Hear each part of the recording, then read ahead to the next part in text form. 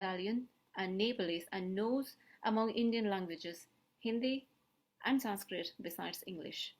He belongs to Varanasi, one of the holiest, most ancient historical and cultural living cities of India.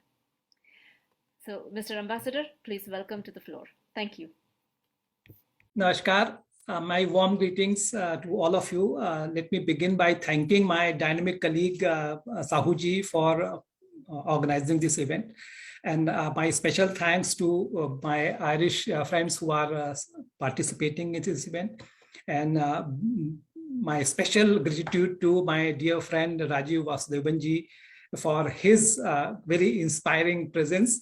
And I have been following his work for several years, and I'm very proud of his pioneering efforts in introducing Ayurveda with a modern outlook and modern perspective.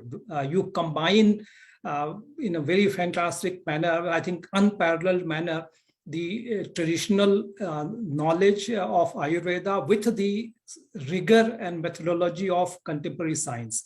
So in terms of like your pioneering efforts, also as individual and as head of the Ayush group on behalf of CS, Confederation of Indian Industry, I admire your work, and I'm very delighted to welcome you on this platform.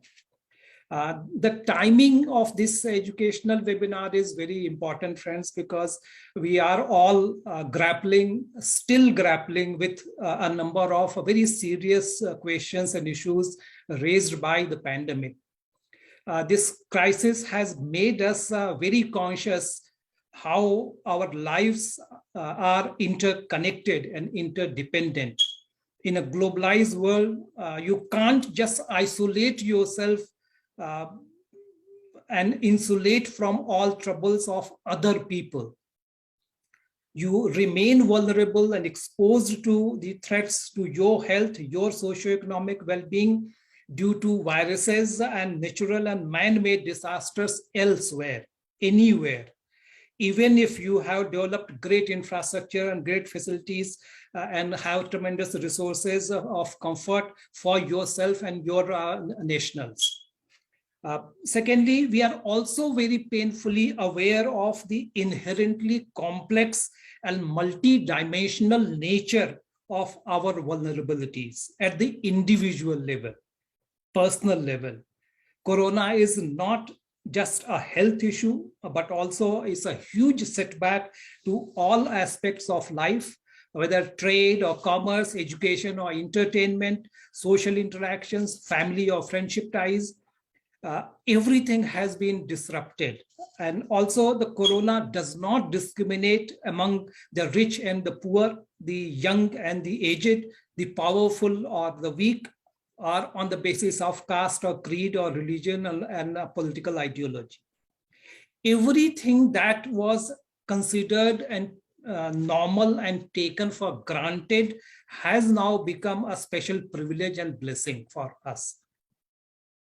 The corona pandemic is in a way a global wake-up call to the humanity to rethink and reassess the dangers of continuing with the business as usual in every sphere of activity and adopt a new way of life which is resilient, which is sustainable, which is harmoniously balanced, which is equitable and also inclusive.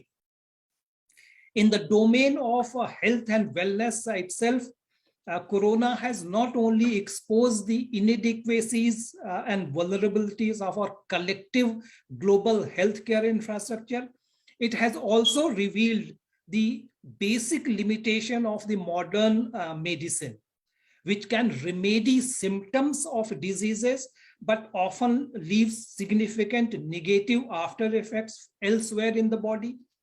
The modern medicine seems woefully deficit in ways and means of coping with non-physical, somewhat intangible causes of human suffering.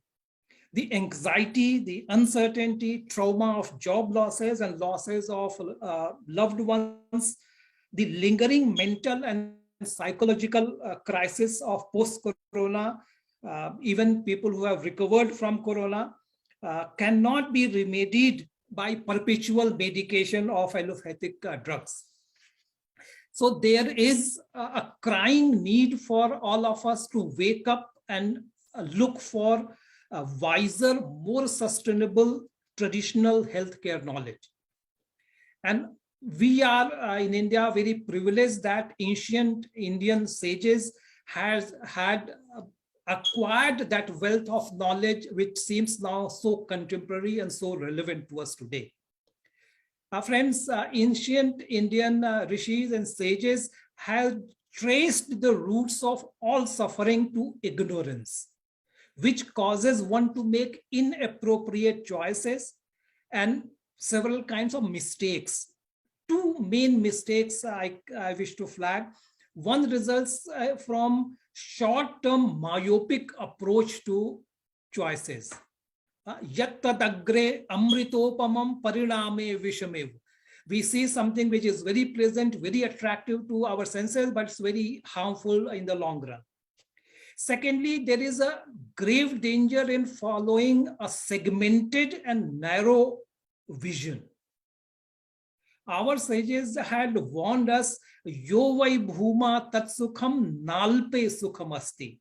There is no happiness in anything which is narrow-minded, finite, smallness, narrowness itself is cause of suffering.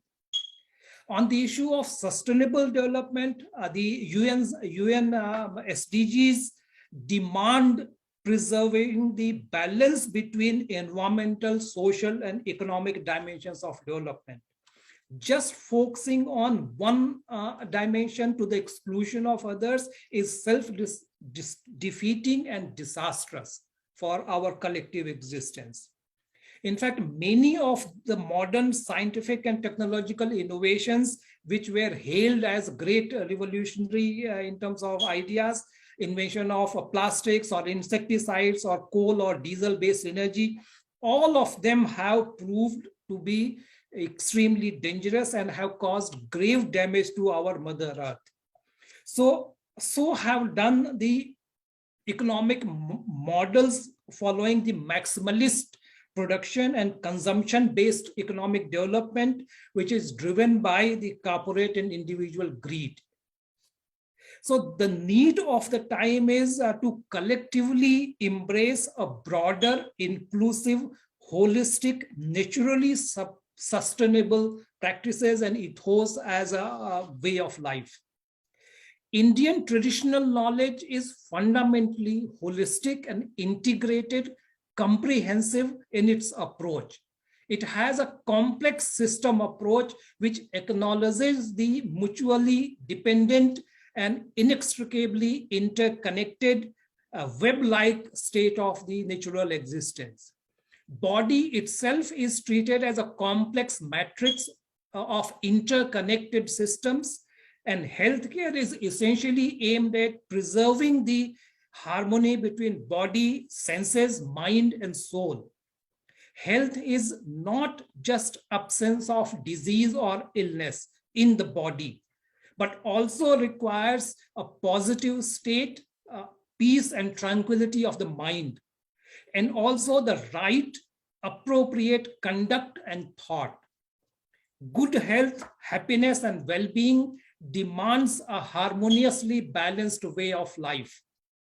Yuktahar viharasya, yukta cheshtasya karmasu, yukta swapnavabodhasya, yogo bhavati dukkhaha.